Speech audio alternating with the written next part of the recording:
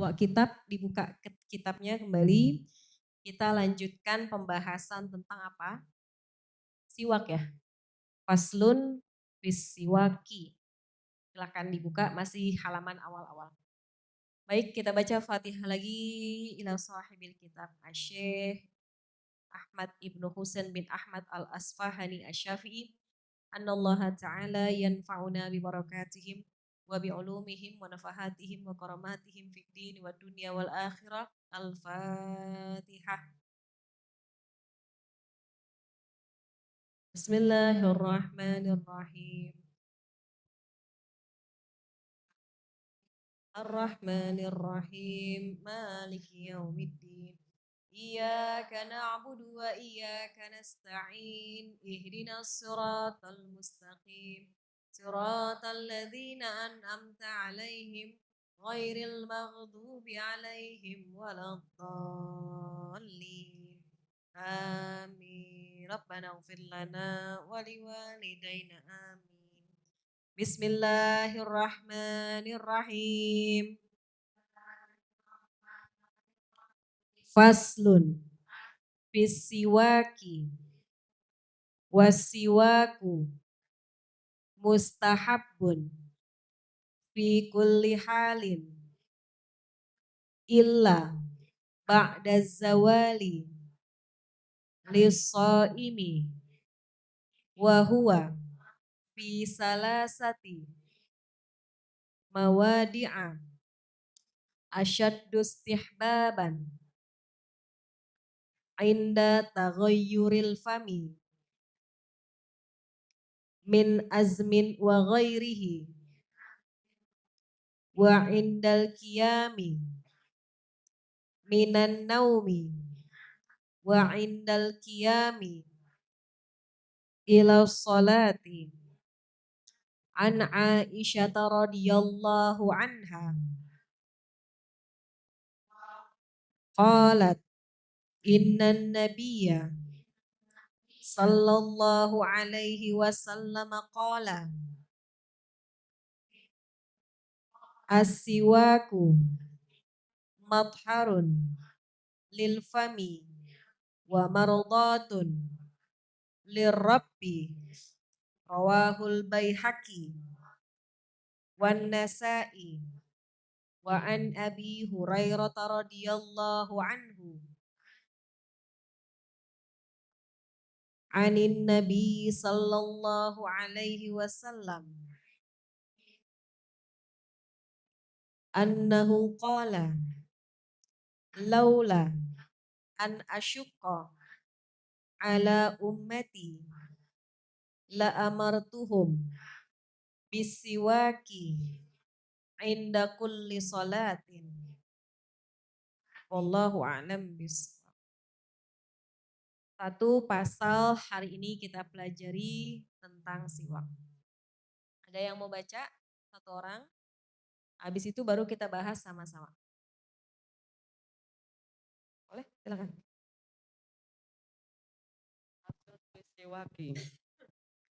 Wasiwaku mustahabbun fi kulli halin illa ba'da zawali lisaimi wa huwa fi thalathati mawadi'a asyaddu istihbaban inda taghayyuril fami min azmin wa ghairihi wa indal qiyami minan naumi wa indal qiyami ila sholati. Berikutnya an Aisyah radhiyallahu anha qalat innan nabiyya sallallahu alaihi wasallam qala as-siwaku matharun lil fami wa mardatun lirabbi rawahul baihaqi wan nasa'i. Berikutnya yang ketiga an Abi Hurairah radhiyallahu anhu anin nabi sallallahu alaihi wasallam annahu qala laula an asyqa ala ummati la amartuhum bisiwaki inda kulli salatin wallahu a'lam. Ahsanti. Bismillahirrahmanirrahim. Ibu-ibu sekalian, hari ini kita lanjutkan pembahasan tentang siwak. Siapa yang udah pakai siwak di sini? Jarang ya. Punya sih dikasih kalau orang pulang umroh, tapi ditaruh di laci. Bener nggak? Karena kita belum terlalu biasa pakai siwak. Kadang-kadang malah kalau ada orang mau sholat pakai siwak, kita ngelihatnya masih masih aneh. Padahal Masya Allah, hari ini kita pelajari bagaimana keutamaan dari menggunakan siwak. Wasiwaku mustahabun fi kulli hal. Bersiwak itu hukumnya sunnah setiap waktu. Setiap waktu diawali dengan bersiwak itu hukumnya sunnah. Illa ba'da zawal lisoim. Kecuali kalau orang yang lagi puasa bersiwak setelah zawal, setelah matahari condong ke arah barat, maka itu enggak sunnah. Tapi ini pun ada dua pendapat. Kalau yang melarang tidak ada kesunahan itu pendapat Imam Rafi'i. Tapi kalau Imam Nawawi bersiwak sekalipun puasa enggak makruh. Tetap menjadi sunnah.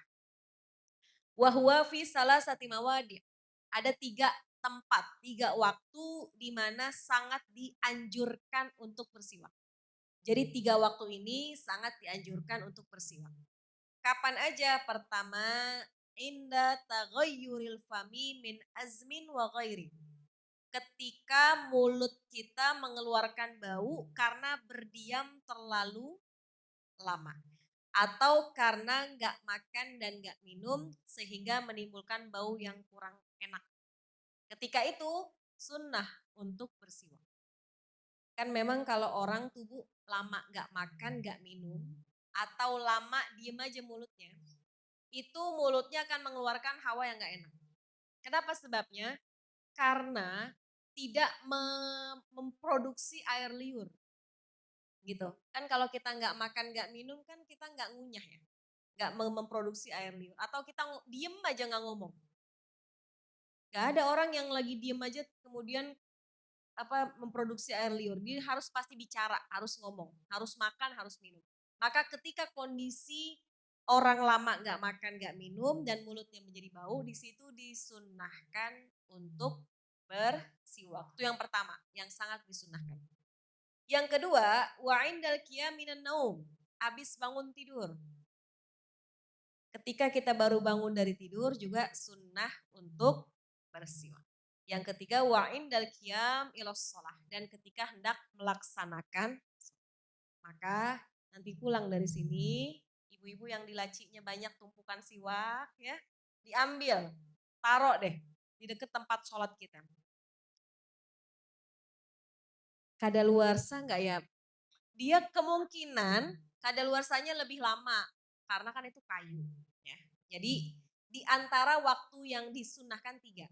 Pertama pas lagi diem lama, nggak makan, nggak minum, mengeluarkan bau yang kurang enak, siwak. Kedua, bangun tidur, siwak. Yang ketiga, ketika hendak melaksanakan. Sekarang kita pelajari tentang siwak. Siwak itu yang paling afdol, ada yang bertanya gini, sama nggak siwak sama sikat gigi? Sama apa enggak? Beda. Apa yang menjadi beda?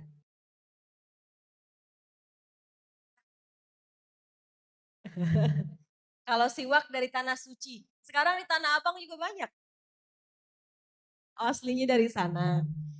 Jadi gini, secara fungsi dua-duanya bisa membersihkan lah ya. Tapi kalau menggunakan siwak ada nilai kesunahannya. Karena itu yang disunahkan oleh baginda Rasul.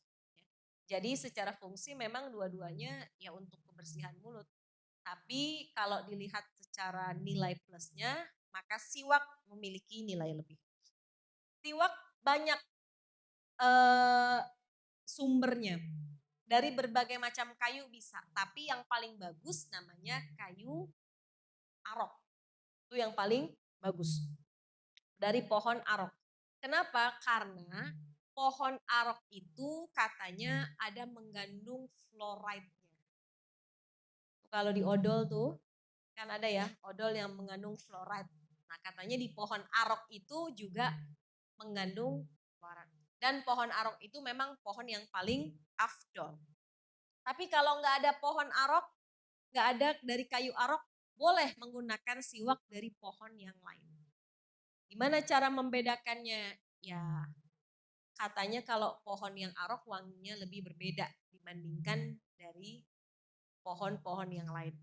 Dan bisa juga ditanya sama tukang siwaknya, tukang yang jual mana yang terbuat dari pohon arok. Kalau dia orangnya jujur pasti dikasih tahu ya, mana yang terbuat dari pohon arok. Itu yang pertama. Kalau nggak ada dari pohon arok, boleh dari apa namanya pohon apapun. Kalaupun misalnya ternyata nggak ada juga pohon apa namanya siwak dari bentuk yang lain, boleh juga kita menggunakan sikat gigi niatnya sebagai siwak. Ya, jadi yang paling utama adalah siwak. Sekarang, gimana cara megang siwak? Bu, gimana cara pegang siwak? Saya rasa ibu megangnya kayak pulpen. Aduh, saya ngambil lipstick dulu. Pegang siwak itu seperti pegang siwak itu jari mana? Ini. Gini Bu, siwak itu cara megangnya bukan begini. Secara sunnah ya. Kalau mau begini sih boleh. Begini ya boleh-boleh aja. Tapi yang secara sunnah megangnya begini. Nih. Jempol di bawah, kelingking di bawah, 3 jari di atas. Ini pegang yang sesuai dengan sunnah. Jadi tangan jempol di bawah, kelingking di bawah, 3 jari di atas. Di sini nggak ada ya. Di sini nggak ada. Nah, sebelum kita bersiwak, ya, sebelum kita bersiwak, dibasahin dulu nih siwaknya. Siwaknya dibasahin, terus dicacah pakai pisau ya, ujungnya. Dicek-cek gitu ya, supaya dia lembut, halus. Kalau ibu langsung, itu kayunya bisa lecet bibir kita.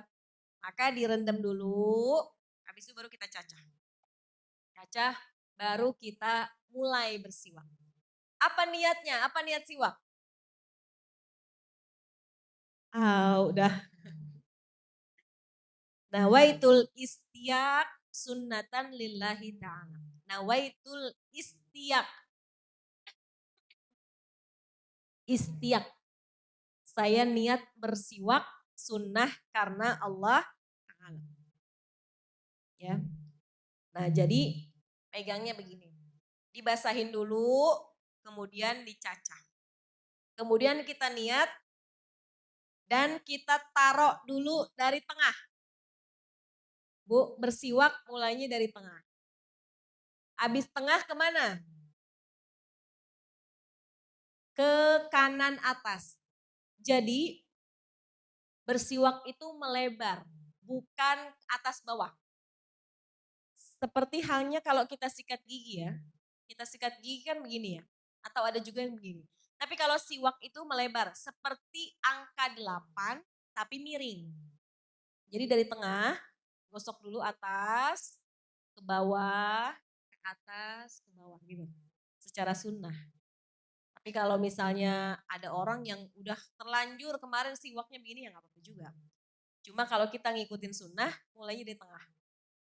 Gosok ke atas, ya, ke bawah, kiri atas, kiri bawah, balik lagi ke tengah.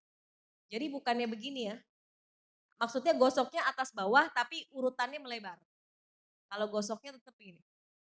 Kalau gosok begini nggak apa namanya, nggak ngangkat, tapi begini, gini, sini, 8 menyamping, gitu caranya ya.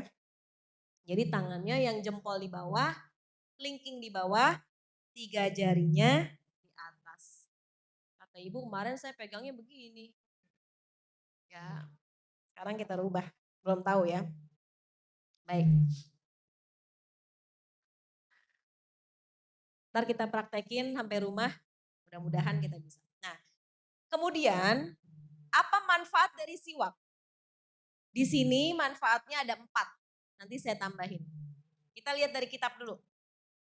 Pertama, siwak memiliki manfaat mewangikan mulut. Jelas ya, bisa menghilangkan bau daripada mulut. Itu yang pertama. Yang kedua, siwak bisa menguatkan gusi. Buat orang yang gusinya rada-rada sensitif. Nah, itu bisa diobatin dengan cara bersiwak. Yang ketiga, meninggalkan penyakit gigi. Menghilangkan penyakit gigi. Kalau ada orang yang suka sakit gigi, cegahnya dengan bersiwak.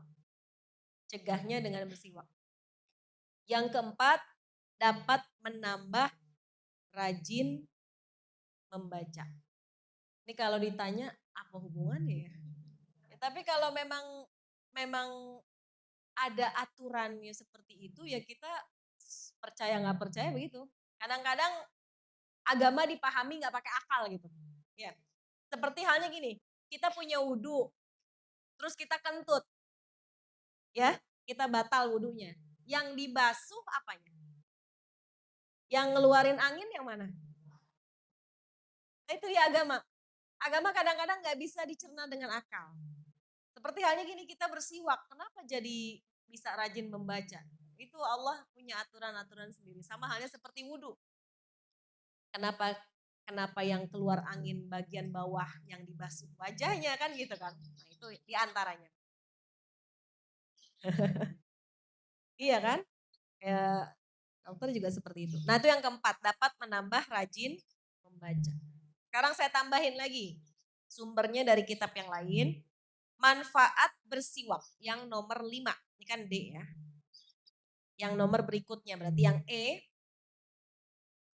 bisa memperlambat, nih dengerin ibu, orang yang bersiwak bisa memperlambat tumbuhnya uban.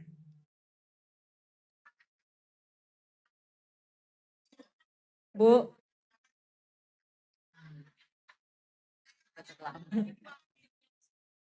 kata ibu, lah ngapa gue baru tahu ya? Ubannya udah pada tumbuh baru tahu. Berarti kita belajarnya agak telat dikit ya. Harusnya kita belajar dari masih muda. Jadi kita udah bersiwak sehingga uban kita numbuhnya rada lamaan dikit. Ibu, sekarang uban saya udah banyak. Gimana caranya? Ya udah nggak bisa dihitemin lagi pakai siwak ya. Artinya dengan bersiwak memperlambat tumbuhnya. Tapi ibu-ibu kayaknya belum pada beruban ya.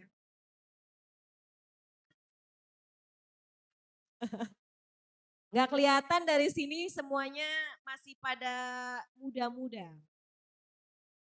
Hanya kita bersyukur ya Bu, orang perempuan dalam agama Islam syariat untuk menutup aurat. Kalau kata almarhumah ibu saya, kita beruntung disuruh agama kita tutup aurat. Kalau nggak nutup aurat, rambut kita udah berwarna-warni. Bener apa enggak? Tapi pas ditutup begini semuanya sama. Nggak kelihatan mana yang tua, mana yang muda. Pas nyampe rumah baru deh, pas kita buka kerudung kita, ada yang hitam, ada yang putih, ada yang merah, ada yang abu-abu, ada yang setengah hitam, setengah putih ya. Maka menggunakan siwak bisa memperlambat tumbuhnya uban. Apalagi manfaat berikutnya, manfaat bersiwak bisa memutihkan gigi. Bisa memutihkan gigi.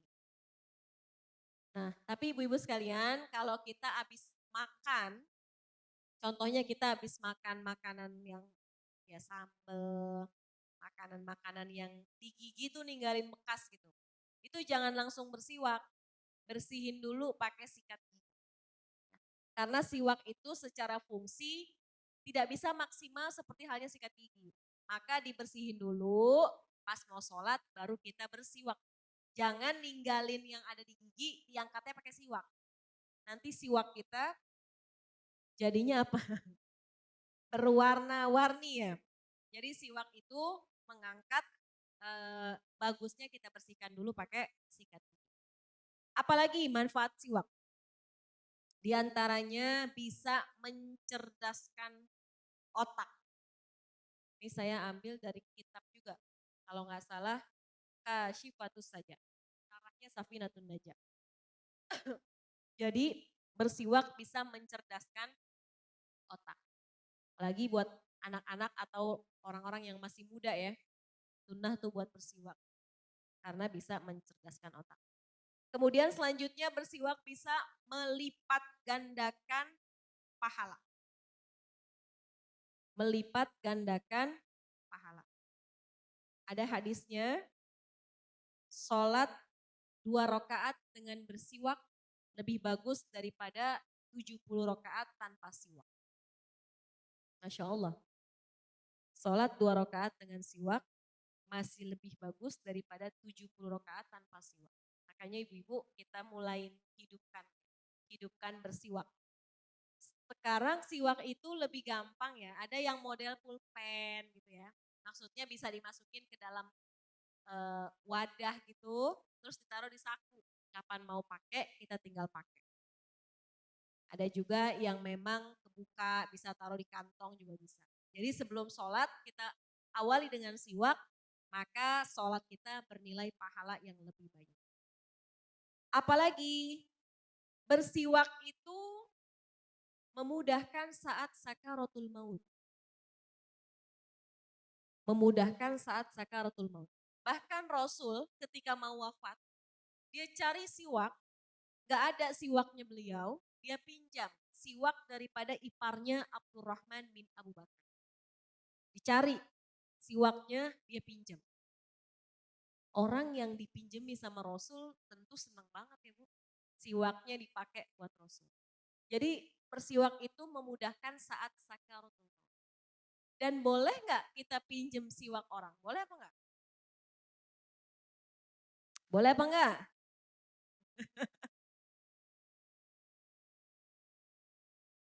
Boleh kalau yang punya siwak izinin. Ya. Kalau misalnya kita lagi mau sholat, nggak bawa siwak, teman kita bawa, kita mau pinjem. Kalau dia yang punya siwak izinin ya boleh. Tapi kalau dia yang kira-kira dipinjemin apa enggak ya?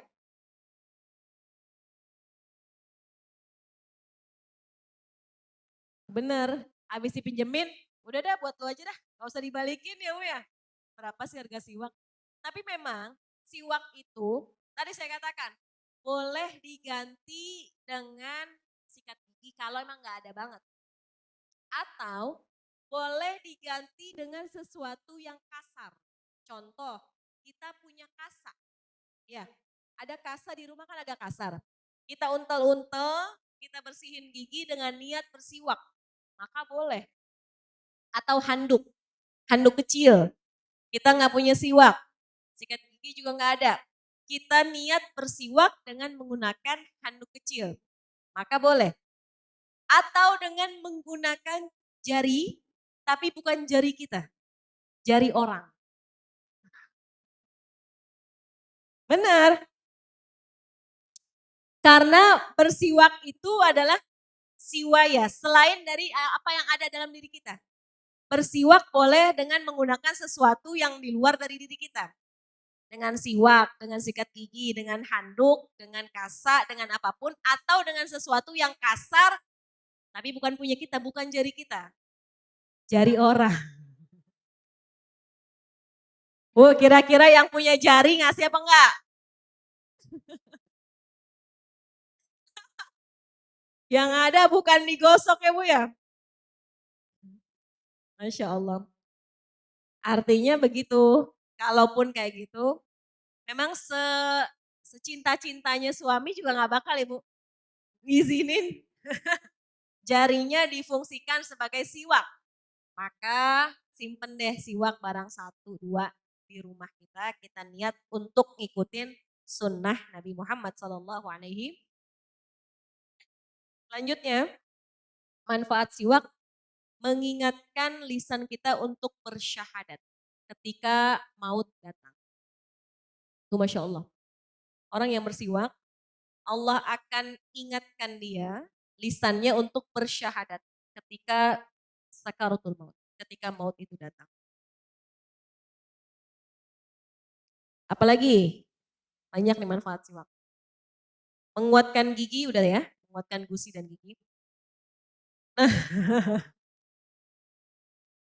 Ya, kalau ompong, siwaknya dilewatin aja di gusinya. Jangan digosrek-gosrek gusinya ya, bisa berbahaya.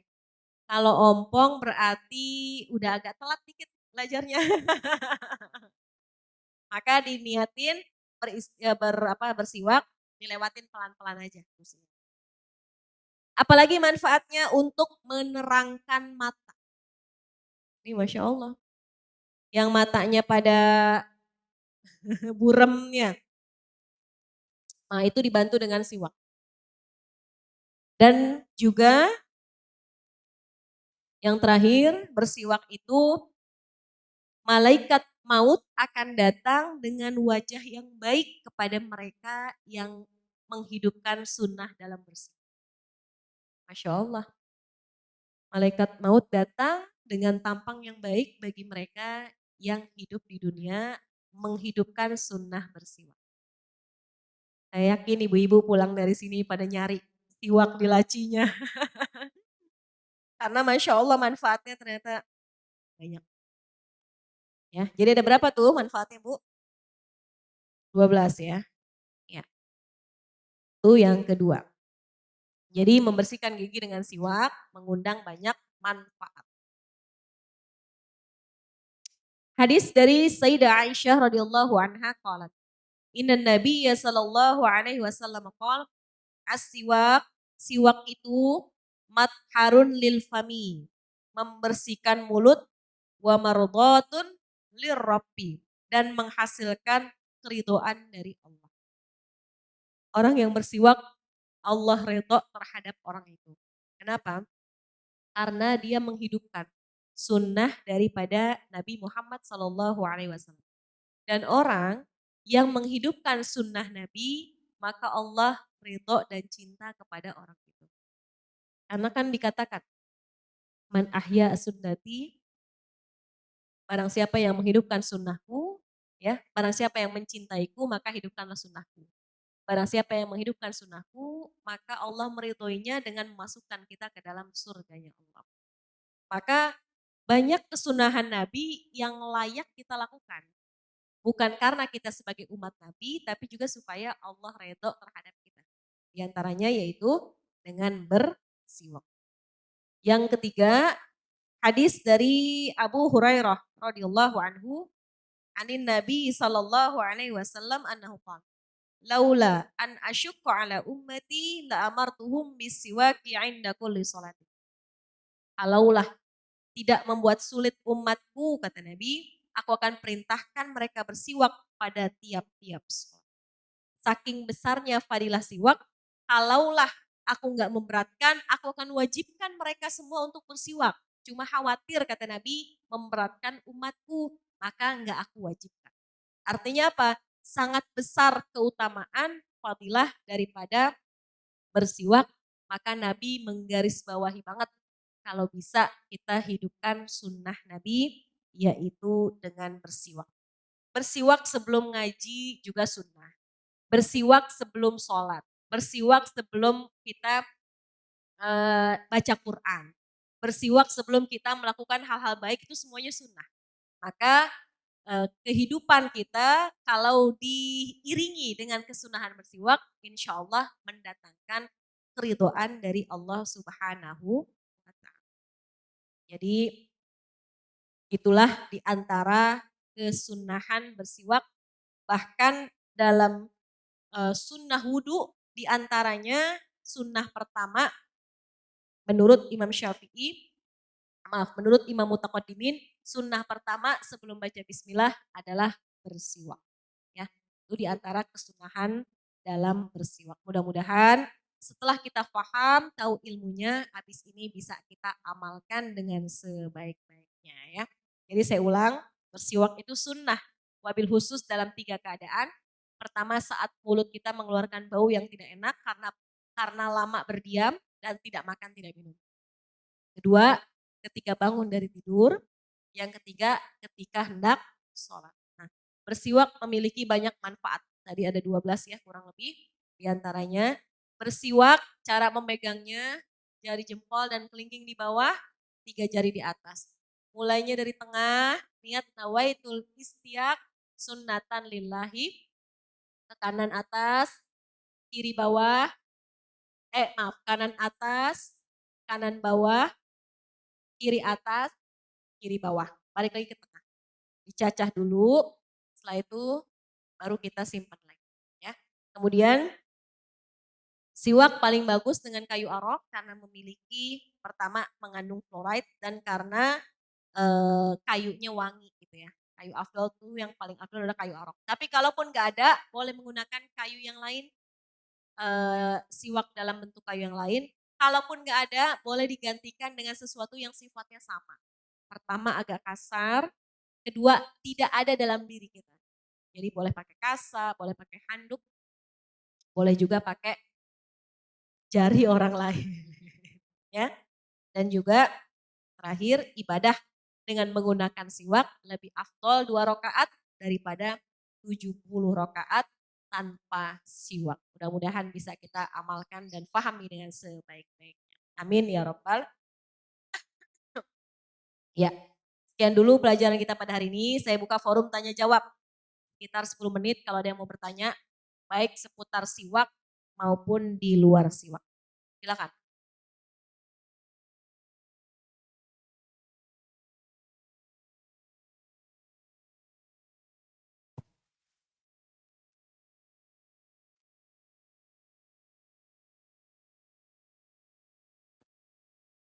Mencegah diantaranya menghilangkan sakit gigi.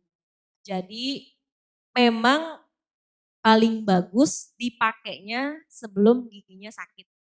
Jadi bisa mencegah. Kalau udah giginya sakit, kita lihat kondisinya, kan masing-masing orang kasusnya beda-beda. Ya. Bisa disiwakan kepada yang sehat, kepada yang sakit, kalau nggak mungkin buat disiwak, dilewatin aja. Maksudnya dilewatin tuh digosok tapi nggak yang di nggak yang disakitnya gitu. Jadi dilewatin gitu. Seperti halnya orang yang ompong, orang yang tinggal gusinya doang gimana caranya? Disiwak tapi pelan-pelan terus dilewatin. Jangan sampai gusinya juga disiwak malah nanti luka. Gitu ya. Ada lagi? Ya.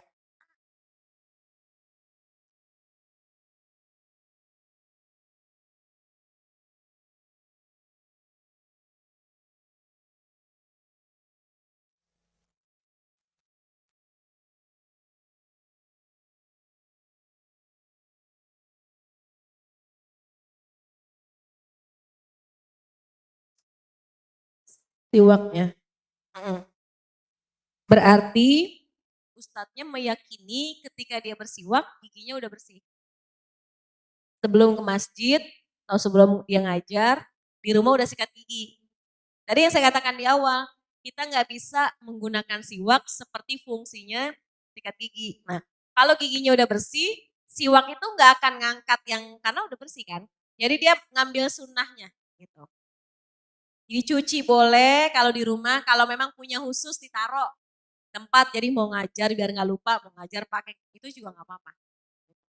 Karena diyakini saat dia pakai giginya bersih. Tapi kalau memang bisa, ada juga orang yang pergi kemana-mana bawa siwak.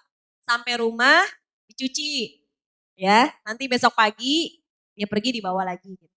Karena kan dia nggak membawa kotoran seperti hanya sikat gigi. Ada lagi?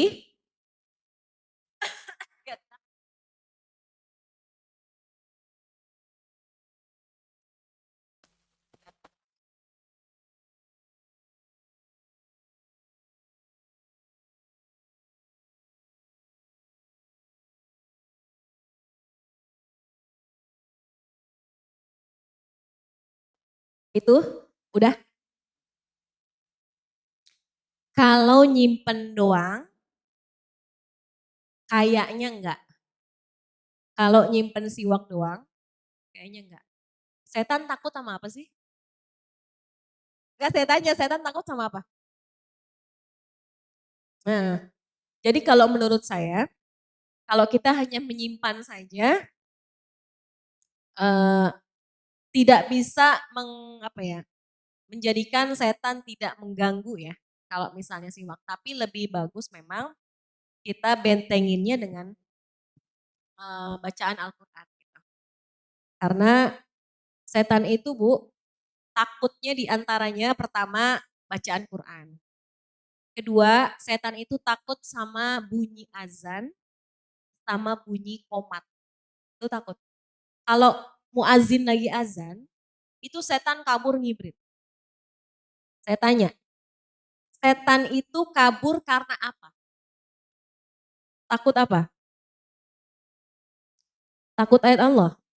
Bukan. Saat azan, setan kabur bukan karena panas. Setan kabur bukan karena takut ayat Allah. Kalau dalam kasus yang azan. Dia kabur sampai nggak terdengar itu suara azan. Dalam kitab Jami'us Shaghir. Karena setan takut nanti dimintai pertanggungjawabannya di akhirat. Kenapa kamu nggak beriman padahal kamu mendengar azan? Dia kabur supaya ketika dia ditanya sama Allah, saya nggak dengar itu azan. Saya nggak dengar itu qomat tuh. Pinter nggak setan? Pinter. Makanya setan tuh kerjaannya ngelabuin manusia mulu. Maka ketika azan qomat, dia kabur supaya nanti nggak dimintai pertanggungjawaban sama Allah. Kenapa nggak beribadah? Bilang saya nggak pernah dengar azan. Dia kabur begitu caranya. Itu ada dalam kitab Jami'us Shaghir. Jadi yang paling afdol, kalau nyimpen doang, kemungkinan besar setan nggak akan takut gitu. Jadi bentenginnya rumah kita dengan bacaan Quran. Ya, baca surah Al-Baqarah itu paling bagus. Al-Baqarah rumah kita bacain Al-Baqarah, insya Allah pelihara. Kalau setan sih ada aja Bu. Di rumah kita tuh yang namanya setan pasti ada. Dimanapun, cuma ganggu apa enggak gitu ya. Karena kan emang dia tuh ada di segala tempat. Dia kan makhluk gaib yang bisa ada di mana-mana. Tapi yang paling penting dia jangan mengganggu kita. Nah kalau selama dia nggak mengganggu kita sih insya Allah nggak ada masalah. Kalau dulu almarhumah, ibu saya kalau baca Quran pindah-pindah.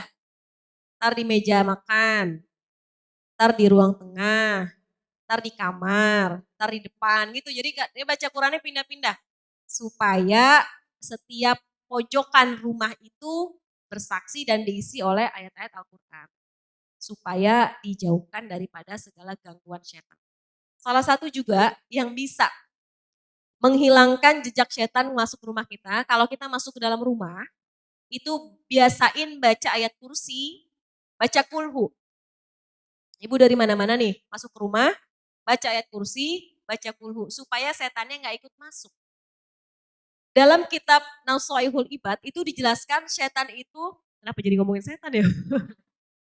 Gara-gara ibu itu. Gak apa-apa ya.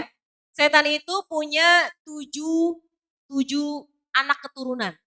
Dan masing-masing bertugas sesuai job desk-nya masing-masing. Kalau kita kan lagi maulid bagi-bagi tugas ya, itu setan juga begitu. Ada yang tugasnya di pasar, ada yang tugasnya di rumah. Orang yang masuk ke dalam rumah nggak baca ayat kursi, itu setan ikut ke dalam. Dan dia bikin orang yang di dalam rumah jadi panas. Suami sama istri jadi ribut. Anak sama anak jadi berantem. Itu gara-gara salah satunya disebabkan karena begitu masuk rumah kita nggak baca doa. Itu setan ikut masuk ke dalam. Ada juga yang kerjaannya godain orang sholat. Itu yang saya katakan. Pas dengar azan, dengar qomat, dia kabur. Udah kelar dia balik lagi. Ya, dia duduk di situ, dia godain orang sholat. Kalau secara logika, kalau dia takut banget panas dengan ayat Al-Quran, kenapa kalau kita sholat dia ada sama kita? Benar apa enggak? Kan kita tuh kalau lagi sholat digangguin. Ya dibikin lupa sama rokaat. Benar apa enggak? Dibikin yang lupa jadi inget. Nyari dompet nggak ketemu-temu. Pas lagi Allahu Akbar. Baru inget ya. Ada yang suka begitu? Yang mana orangnya? Ya Allah, dibikin lupa sama rokaat kan gitu ya. Lagi tengah-tengah, tuh setan gangguin kita tuh. Ini 2 apa 3 ya? Kita mikir, 3 apa 2 ya? Tadi perasaan udah tahiyat awal gitu kan. Setan mengganggu kita. Ada setan yang kerjaannya nongkrong di pasar. Kenapa? Dia bikin itu yang ada transaksi di pasar dibikin curang. Makanya kata Allah, wailul lil mutaffifin. Alladzina izaktalu ala nasi yastawfun wa izakaluhum awazanuhum yuksirun. Celaka orang yang suka curang di pasar. Lagi jadi penjual, dia kurangin timbangan. Lagi jadi pembeli, ditambahin timbangan. Itu kata Allah dalam Al-Quran. Kenapa bisa begitu? Karena setan godain orang yang lagi ada di pasar. Makanya kata Nabi, khairul biqa'i masajiduha wa syarrul biqa'i aswaquha. Tempat paling bagus masjidmu, tempat paling buruk pasar-pasar. Harusnya datang ke masjid paling dulu, pulang paling lama. Datang ke pasar paling lama, pulang paling dulu. Kalau kita kan kagak. Datang ke pasar paling pagi. Sebelum orang datang, udah datang. Pulang dari pasar paling sore ya Bu ya. Kayaknya kalau belum muter, belum puas. Nawar di sini dapat 75.000. Di sono dapat 73.000. Kita masih cari lagi, siapa tahu ada yang 70.000 gitu kan. Makanya tuh tempat pasar tuh tempat di antara yang paling buruk. Karena di sana juga ada setan. Ada setan yang di rumah, ada yang di pasar, ada yang godain orang ibadah dan lain-lain. Maka banyak-banyaklah kita mohon perlindungan kepada Allah. Ini salah satunya dengan banyak banyak zikir dan banyak baca Quran.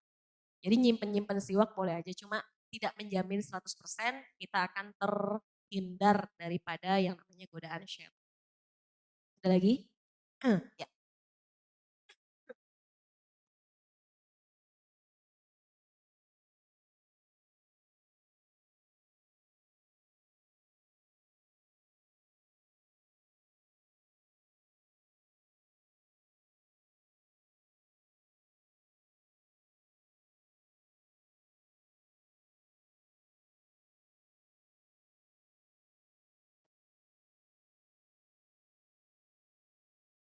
Itu salah satu ayat Quran deh kalau nggak salah.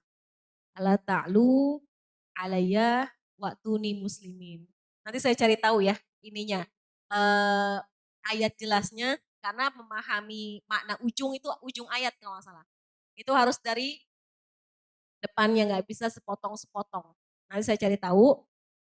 Nanti bulan depan saya jelaskan lebih rinci lagi. Ada itu di ayat Al-Quran, saya lupa ayat berapa. Ntar saya cari tahu. Ya, yang belakang, yang itu dulu, yang jilbab.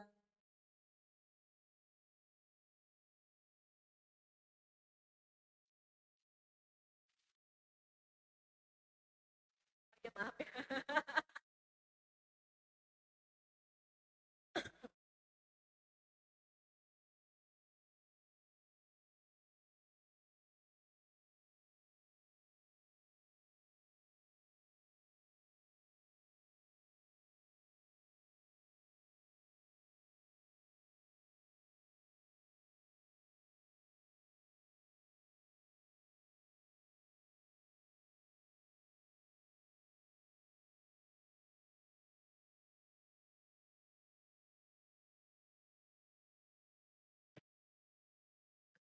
Ayam yang sudah dimasak.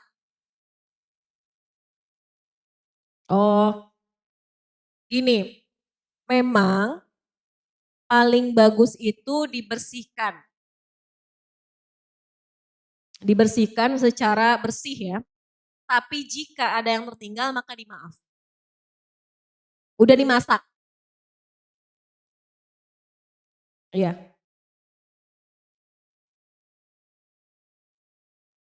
iya,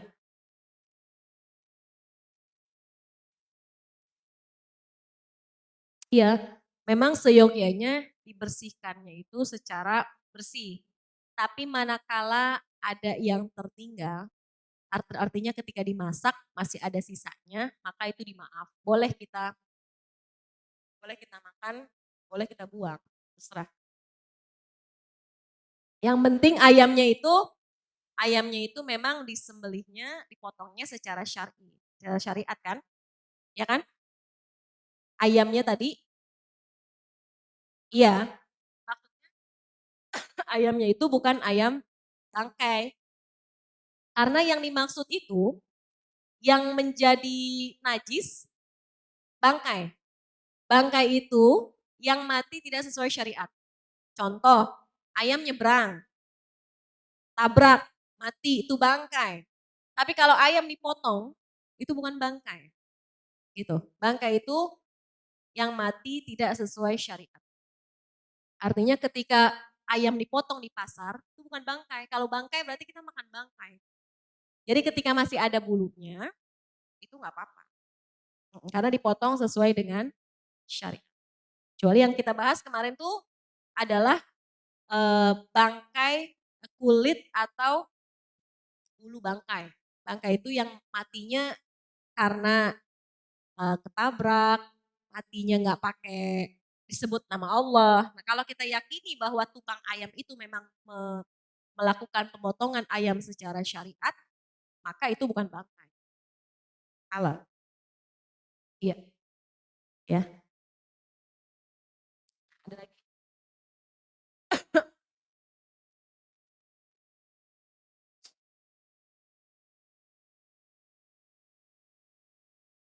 Ya, kalau tadi yang Ibu bahas itu surah An-Naml ayat 31. Allah ta'lu Allah, Allah ta'lu alayya wa tuni muslimin. Datanglah kepadaku sebagai orang-orang berserah diri. Janganlah sombong dan datanglah kepadaku sebagai orang-orang yang berserah diri itu artinya. An-Naml ayat 31. Awalnya innahu min Sulaiman wa innahu bismillahirrahmanirrahim. Itu doanya Nabi Sulaiman. Ada lagi? Ya, oh ya satu lagi ya. Baik.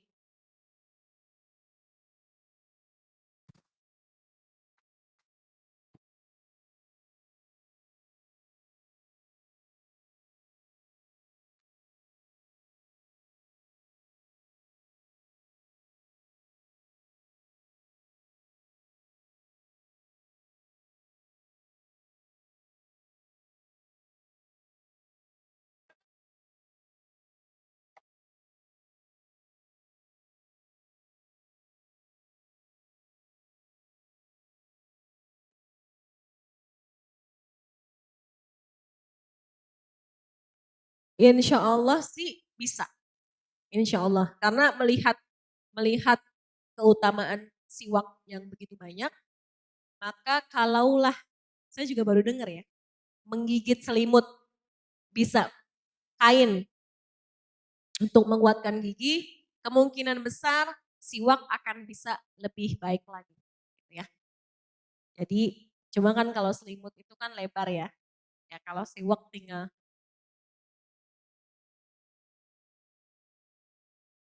iya gitu. Jadi boleh pakai siwak biar lebih baik lagi.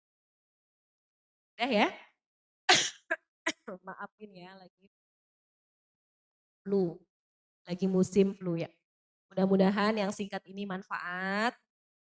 Jadi selamat mengubek-ubek siwak, mempraktekkan siwak. Mudah-mudahan ada berkahnya buat kita semua. Kita baca Fatihah, minta kepada Allah, mudah-mudahan Allah berikan kita ilmu yang manfaat, rezeki yang barokah, umur yang barokah, anak-anak kita Allah jadikan anak yang soleh dan soleha. Yang lagi pada kurang sehat biar Allah angkat penyakitnya. Yang lagi banyak urusan dimudahkan urusannya, yang banyak hajat Allah kabul hajatnya. Allah jadikan kita hamba Allah yang ikhlas dan istiqamah. Kelak Allah wafatkan kita dalam husnul khatimah. Bitilkan niyah ila hadratin Nabi Al-Fatihah. Bismillahirrahmanirrahim. Alhamdulillahirabbil alamin. Arrahmanirrahim. Maliki yaumiddin. Iyyaka na'budu wa iyyaka nasta'in. Ihdinas siratal mustaqim. Siratal ladzina an'amta 'alaihim ghairil maghdubi 'alaihim Amin. Rabbana ighfir lana wa liwalidayna. Terima kasih banyak. Mohon maaf atas segala kurangan. Insya Allah panjang umur sehat. Bulan depan kita ketemu lagi. Tahun depan malah ya. Tahun depan. Minggu kedua ya. Iya minggu kedua. Saya mohon maaf harusnya ini minggu kedua ya. Cuma kemarin saya ada acara lamaran keponakan jadi mundur ke minggu ketiga. Terima kasih atas pengertiannya, panjang umur sehat kita ketemu lagi. Dan Allah wa yakum ajmain. Assalamualaikum warahmatullahi wabarakatuh.